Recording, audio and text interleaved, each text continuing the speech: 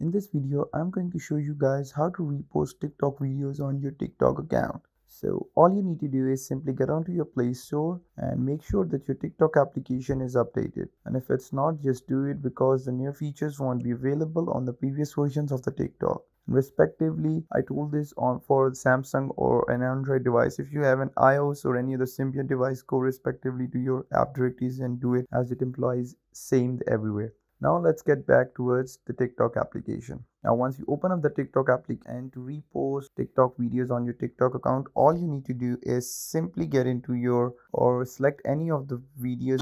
For example, this is the video that I want to repost. So what you can do is simply get into that share sign, and once you just get into that share sign and this dialog box appears up in which you can simply tap on repost to repost TikTok videos on your TikTok account. Secondly, to do that is get into your profile. Once you get into your profile, select your video. Again, get into this three dotted option, and from here you can get that repost option. So this is how you repost TikTok videos on your TikTok account.